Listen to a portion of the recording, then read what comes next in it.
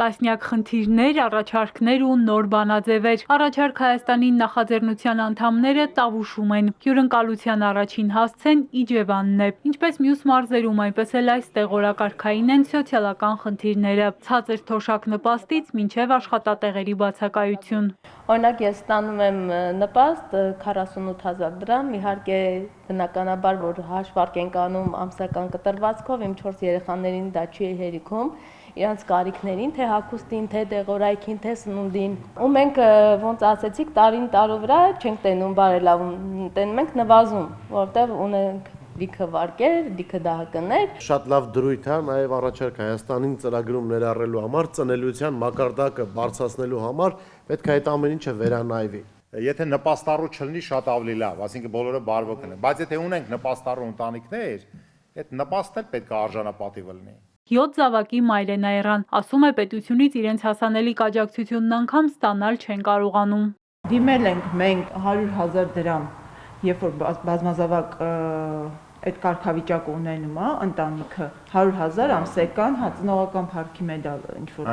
Ճիշտ է, այդպեսի բան կա։ Հա, տենց անպատասխան մնացել է այդ դիմումները։ Շատ բարի։ Եկեք բոլորս Նաիրային ծափահարենք, որ 7 երեխայի մայր է։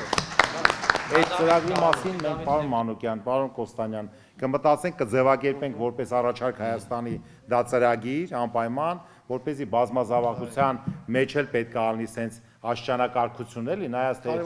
քանի որ հասարակությունը այո, հասարակություն ունենք։ Ծնելիությունը այսօր շատ անհրաժեշտ է խթանել ծնելիության մակարդակը բարձրացնելու համար կարևոր դրույթներ ու շատ լավ է, որ մենք հենց բազմազավակ ծնողներից ենք լսում։ Պետության ամենաառանցքային բջիջն ընտանիքն է, նկատում է Միքայել Մելքումյանը։ Ինչպես ընտանիքում, այնպես էլ պետության կառավարման համակարգում պետք է գործի առաջնահերթությունների համադրման եւ ոչ թե հակադրման մեթոդը։ Ծախսերը պետք է բալանսավորված լինեն։ Առաջարկ Հայաստանի նախաձեռնությունն այս մասին է։ Ճանապարհ դպրոց մանկապարտեզ էլ է պետք, թոշակի բարձրացում էլ է պետք, նպաստի բարձրացում էլ է պետք, կյանքի լավ աշխատատեղ էլ է պետք։ Երբ որ մենք այս երկուսը հակադրում ենք իրար, մենք ընկնում ենք թակարդի մեջ։ Հիմա ասենք թե ընտանիքում հայրը աշխատում է կամ մայրը աշխատում է, երեխեք են պահում։ Ունեն 7 երեխա, փառք ու պատիվ։ Հենց որ ասենք հետ երեխեքի պահելու գործընթացում կարող է մի երեխու պահանջը բավարարես, այն մեկը անտեսես։ Չէ։ Ինչքան վատ կզգա ծնողը, որ այդ երկու երեխու պահանջը բավարարես, այն 3-4 երեխու պահանջը անտեսես, ասես երեխեքին չես կարող բացատրես ընտրողի նման, որ այս տարի քո հարցը չենք լուծում, լուծում ենք այն մյուս երեխեքի հարցը, որովհետև չենք կարող լուծենք։ Բայց էլ ընտանիքում, բայց դու չես կարող մեղադրես, կարա տենց լինի, իրավիճակը տենց լինի։ Նենց պետք է ծնողը անի, որ բալանսավորի, չէ՞, այդ ծախսերը այդ երեխեքի մեջ նենց անի, որ այդ երեխեքը տրավմա չստանան, այդ երեխեքը չէ որ այդ հոգեբանական տրավման, երբ որ այդ տարիքում ստանա, երեխան չի հասկանում։ Ինքը իրան ասում է, ես այս պահանջը կա, իմ ընկերները գնում եմ դպրոց, մանկապարտեզ, այդ խնդիրը կա, ուրեմն ծնողի վրա մեծ բեռ է դրած, այնքան ոչ ստանդարտ ջանքեր գործադրի, որ այդ բալանսավորի, որ երեխեքը հարաբերական, չեմ ասում լիարժեք, գոնե գոհ մնան։ Նույնն էլ պետությունն է։ Իջևանցի երիտասարդներից մեկը մասնակցել է առաջարկ Հայաստանի նախաձեռնության հայտարարած երիտասարդների մրցույթին։ Հայտը լրացրել է, սպասում է արձագանքի։ Բարձրագույն կրթությամբ մարզում աշխատանք գտնել չի կարողանում։ Գագիկ Ծառուկյանը ունի տարբեր գործարաններ, տարբեր մարզերում, իսկ առաջիկայում նախատեսվում է Տավուշի մարզում նույնպես կառուցել այդպիսի ինչ-որ մի գործարան, որտեղ կաշխատեն հարյուրավոր, տասնյակ հարյուրավոր չնշեմ, քաղաքացիներ, բնակիչներ, որոնք հետագայում կնպաստեն նաև մարզի սոցիալ-տնտեսական վիճակի բարելավմանը։ Բիզնեսը, գործարանը, այդպես մի կնոպկա չի, որպեսզի մարդը սեղմի, ասի մի 4 հատ գործարան ես մարզում, տեսեք, այդ հարցը կարան բոլոր մարզերում տան։ Կարող ասեն, իսկ պատրաստվում է պարոն Ծառուկյանը ստեղ ընդեղման։ Ուրեմն պետական քաղաքականությունից պետք է լինի, որ ձեռնտու լինի շատ գործարաններ տարբեր մարդիկ ձևավորեն։ Եվ օրինակ այս գորգագործական կոմբինատը, որ կանգնել է, եթե ինքը ձեռնտու լիներ նույն պայմաններով, չէ՞, այդ դրա հումքը որտեղից են բերում, Հայաստանում աճեցվում է թե չէ, այդ չգիտեմ բամբակ է, թե մյուս ինչ է, այդ կամ այլ մշակաբույսեր։ Ուրեմն եթե խորհրդային միության ժամանակ զրոյական արժեքով բերում էին հումքը, որևէ խնդրեմ չկար իրացման։ Հիմա Հայաստանը այդ լոգիստիկ բաներից ելնելու կարող ձեռնտու չի սա։ Մի բան պետք է ձեռնտու լինի։ Ինչ տվեց կառավարման մոդելի փոփոխությունը երկրին, հետաքրքրվում է քաղաքացիներից մեկը, որ համոզված է նախագահականից անցումը պարլամենտականի անօգուտ էր։ Ամենագերակտիվ պատգամավորներից եք եղել, նաև հանձնաժողովի նախագահ, ինչքանով որ վերհիշում եմ, եւ ոչ միայն դուք ակտիվությամբ եք աչքի ընկել, նաև ձեր ինտելեկտուալ մտավոր եւ տնտեսագիտական բարձր պոտենցիալով։ Այդ առումով, այս ներկայիս կառավարման համակարգը սահմանադրության փոփոխությունից հետո 2015-ի ինչ տվեց մեր պետությանը։ Երկիրը կարելի է լավ կառավարել, թե նախագահի աշխատասենյակից, թե վարչապետի աշխատասենյակից։ Ես կողմնակից եմ, որ պետքա քաղաքական մենաշնորհ չլինի։ Ես հասկանում եմ դուք ինչ եք ասում։ Երբ որ քաղաքական մենաշնորհ կա, այդ մի ուժը, որ ամեն ինչ 2/3 էլ ունի, որակյալ մեծամասնություն էլ ունի պարլամենտում, դա խնդիրներ է առաջացնում։ Դրա համար պետք է լինի բալանսավորված, նու չեմ ասում, թեկուզ կոալիցիոն, որպեսզի այդ զսպումների, փոխադարձ զսպումների ինստիտուտը աշխատի, որ ասենք թե նենց լինի ձայների համախումբը, որ մեկը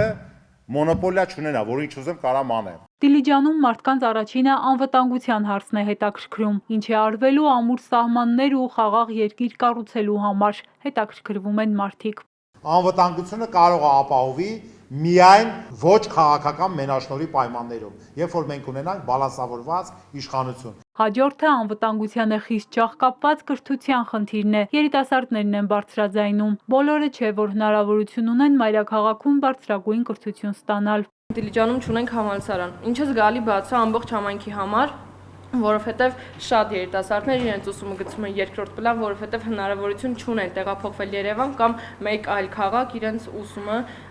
շարունակելու համար, քանի որ չունեն ֆինանսապես հնարավորություն։ Պետությունը պետք է նախ եւ առաջ, նաեւ դա Ծառուկյանի միտքն է եղել ժամանակին, որ ով որ տաղանդավոր է գիտելիք ստանալու համար, գիտելիք ունեցող լավ սովոր երեխաները պետք է համ բուհեր ընդունվեն, համ էլ պետք է չվճարելու արդյունքում երբեք դուրս չմնան։ Այս է պետության խնդիրն է։ Թե ինչ ձևի դուրս չմնան, ասինքն եթե դու ֆինանսական ռեսուրս չունես, որ տրանսպորտով գնաս լավ համալսարան սովորելու, չէ, դա պետությունը պայման պետք է ստեղծի քո համար։ Վճար չունես, վճարես, բայց տաղանդավոր բարձր գիտելիքներով սովորում ես, պետությունը կարա համ սուբսիդավորի, համ էլ կարող է 0%-ով վարկ տա այդ ընտանիքին այդ երեխուն։ Ինքը ավարտի վերջանա, գնա աշխատի 5 տարի, 5-6 տարվա ընթացքում հետ վերադարձնի դա։ Հասկացաք։ Հիմա դրա համար Դիլիջանում համալսարան բացելը, տես, եթե պետական համալսարանի մասին է, սա կառավարությունը հաշվարկում է, ասում է Դիլիջանում բնակչությունը ինչքանն է, պահանջարկը ինչքանն է, եթե տարեկան ստեղ ընդհանրապես պետք է ընդունվի 200 ուրեմն ուսանող բան ընդունվեն, ուրեմն նպատակահարմար չէ։ Աշխատատեղ աշխատավարձ մշտական խնդիրը սրված է նաև Դիլիջանում։ Դժգոհ են հատկապես երիտասարդները։ Մելքումյանը նրանց խորհուրդ է տալիս շարունակ աշխատել սեփական կարողությունները բացահայտելու, զարգացնելու, կիրառելու ուղղությամբ։ Երիտասարդը, ով որ ունի այս ընդունակությունները, ինքը սենց ասած չի շարունակում զարգացնի այդ ընդունակությունները, որովհետև կամ իրեն նկատող չկա, կամ չգիտեմ ֆինանսապես իրեն ֆինանսապես չի հերիքում, չգիտեմ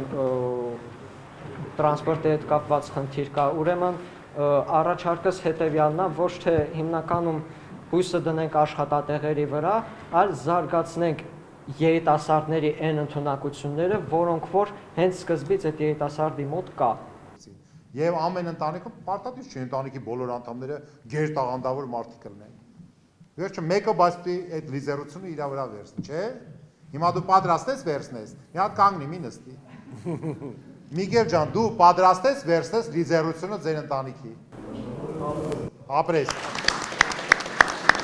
Ինքը տեսա, սա էլ է արդյունքը, գնաս տուն, կասես։ Միայնակ տարեցների հարցն են բարձրաձայնում։ Թոշակներից բացի մարդկանց արժանապատիվ կյանքի համար գուցե լրացուցիչ խնամքի հաստատություններ են պետք կամ այլ լուծումներ, որ տարեցները արժանապատիվ ծերություն վայելեն։ Հայտնի բառը, ուզում ես ծնողդ երկար ապրի, ծնողի համար զբաղմունք գտի, որ զբաղվի, որտեղ մարդը եթե հոգեպես ինքնամեկուսանում է, իր նյարդային համակարգը շատ բարդ է դառնում։ Դրա համար բնականաբար այդ ծերերի խնամքի համար, հոգատար վերաբերմունքի համար, սա պետության գործն է, պետական բյուջեն նորմալ պետքա դնի նորմալ պայմաններ եւ ես հակված եմ, որ դա պետական ինստիտուտներ չկազմակերպեն։ Ինքը ոնց որ պետական գնումներն է, հանձնարարի մասնագիտացված, լիցենզավորված մասնավորների, որ հոգատար այդ ամենը պետությունը ոչ լավ բիզնես կարա անի, ոչ էլ լավ կարա խնամի։ Դա պետք է անեն մասնավորները հատուկ պետական հսկողության տակ, միանշանակ։